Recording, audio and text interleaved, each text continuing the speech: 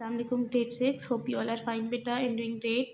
As you all know, we are on chapter number 12 perimeter and area और हमने दो major topics cover कर लिए थे which are about perimeter and area.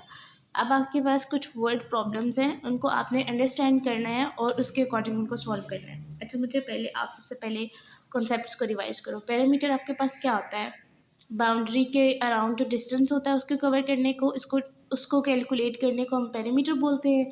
और एरिया आपके पास क्या होता है कि वो सरफेस के कितनी सरफेस किसी भी ऑब्जेक्ट ने कवर की हुई है. जैसे फॉर सपोज मैं आपको एग्जांपल्स दूंगी, अगर आपको उन एग्जांपल की अंडरस्टैंडिंग डेवलप होगी तो आप इजीली वर्ड प्रॉब्लम से अपनी स्टेटमेंट को पता कर लोगे कि पेरीमीटर फाइंड करना है या एरिया फाइंड करना है. जैसे देखो, आपके पास पैरामीटर बाउंड्रीज है ना, तो बाउंड्रीज क्या क्या हो सकती है? हमने किस तरह की बाउंड्रीज पढ़ी हैं? हमने फेंसिंग पढ़ी है.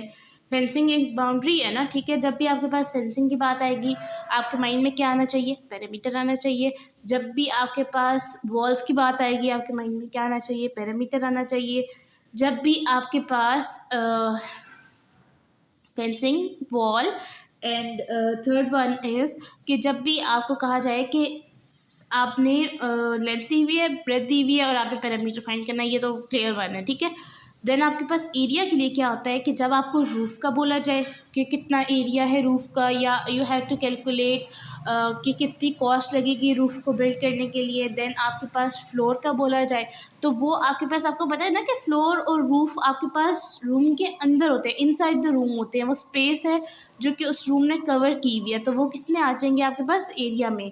And what about fencing and walls, वो आपके पास किस में आ जाएंगी? पैरामीटर में आ जाएंगी. अब मैं इस क्वेश्चन को रीड करती हूँ, आप खुद अंडरस्टैंड करोगे. आ रेक्टेंगुलर, तो हमें पता चल गया कि हमारे पास शेप कौन सी है? रेक्टेंगल, ठीक है. Piece of land measuring length by breadth, ठीक है. तो लेंथ आपके पास कितनी आ गई? 8 मीटर. और ब्रेथ आपके पास कितनी आ गई? 5 metre. It is to be fenced with 4 lines of wire. आपके पास ये एक रेक्टेंगुलर फील्ड है, पीस ऑफ लैंड है, ठीक है. आपने इसको फेंस करना है बट 4 लाइन्स से करना है, ठीक है. तो कहाँ पे बात हो रही है? बाउंड्रीज पे बात हो रही है ना. तो what you people will find, सबसे पहले हम क्या फाइंड करेंगे? हम इसका पैरामीटर फाइंड करेंगे. सो पैरामीटर का हमने क्या फॉर्मूला पढ़ा था? आपने सभी जो आपके पास मेजरमेंट्स हैं, जो साइज होती हैं, उनको आप क्या कर देते हो? ऐड कर देते हो. तो ये क्या हो जाएगा? 8 मीटर प्लस 8 मीटर. ब्रेथ आपके पास क्या आ जाएगी? 5 मीटर प्लस 5 मीटर, ठीक है. तो 8 प्लस 8 16 मीटर एंड 5 प्लस 5 आपके पास क्या हो जाएगी? 10 meter which is equals to 26 metre.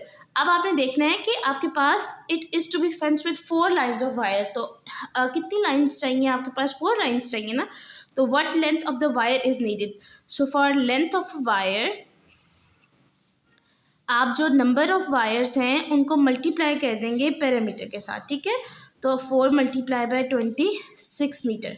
So 26 multiply by 4 आपके पास क्या आ जाता है? 4 6 आर 24 टू कैरी 104. तो आपके पास टोटल कितने मीटर की वायर चाहिए होगी? 104 मीटर की. देन आप देखिए बेटा, रेक्टेंगुलर गार्डन, अगेन हमारे पास शेप कौन सी है? रेक्टेंगल. इसकी लेंथ आपके पास कितनी दी हुई है? 105 मीटर. एंड ब्रेथ आपके पास कितनी दी हुई है? 75 metre. How many rounds of this garden will a boy complete if he runs 600 metres per second. अच्छा, ये गार्डन है, ठीक है. उसके अराउंड लड़का जो है वो रन कर रहे हैं, ठीक है. तो आपने सबसे पहले क्या फाइंड करना होगा? पैरामीटर फाइंड करना होगा. The sum of all sides,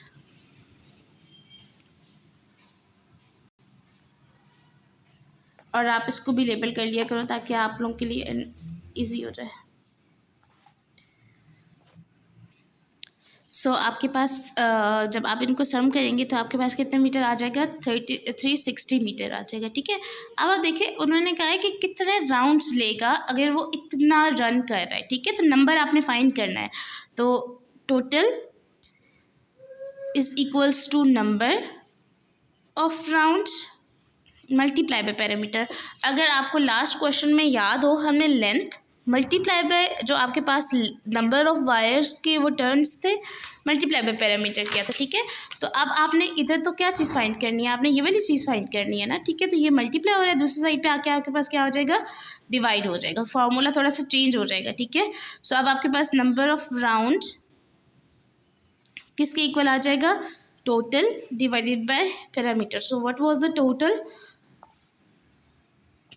3600 divided by 360 which is equals to 10 rounds. तो टोटल कितने राउंड्स लेगा, 10 राउंड्स लेगा, और वो कितना मीटर रन करेगा, 3600 मीटर रन करेगा, ठीक है, अगर वो 10 राउंड्स लेता है तो। एंड देन बेटा देखिए उन्होंने आपको सिंपली कहा है कि आपने पैरामीटर कैलकुलेट करना है, ठीक है, और उसके बाद कॉस्ट फाइंड करनी है। सो जो भी आपके पास पैरामीटर का आंसर होगा आप उसको 25 से मल्टीप्लाई कर देंगे तो आपके पास आंसर आ जाएगा, ठीक है। इसलिए ये मैं आपके डू इट बाय योरसेल्फ पे छोड़ रही हूँ, इसलिए छोड़ रही हूँ क्योंकि आपके पास अगर आपने 2 क्वेश्चंस को अच्छे से समझ लिया ना तो थर्ड आपके पास करने में आसानी होगी, आपको उस क्वेश्चन की अच्छे से अंडरस्टैंडिंग डेवलप हो चुकी है कि आप खुद से कर सकते हो। Find breadth of a rectangular field whose length is, length आपके पास कितनी दी हुई है, 18 मीटर, एंड आपके पास एरिया कितना दिया हुआ है, what is the area of a field, area is equals to 216 metre square.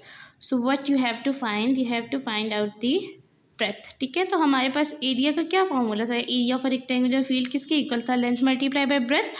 हमने ब्रेथ फाइंड आउट करनी है, सो यहाँ पे लेंथ मल्टीप्लाई हो रही है, दूसरे साइड पे जाके हमारे पास लेंथ क्या हो जाएगी, divide. So what you people will do, you will divide area by its length, ठीक है।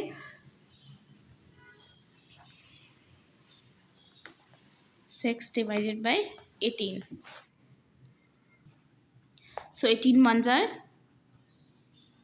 18, 21 माइनस 18 3, एंड आप 6 के ही ले लेंगे आप 20।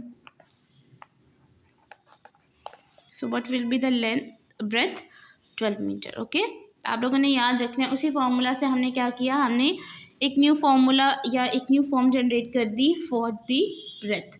देन आप देखो, determine the length of a plot of a land, अगर उसकी ब्रेथ आपके पास कितने मीटर है, 16 मीटर है, ठीक है। यहाँ से आपके पास सोल्यूशन स्टार्ट हो रहा है। बेटा मेरी पेन ख़त्म हो गई है तो आप इसको देख लीजिएगा, आपने ब्लू पेन से ही काम करना है।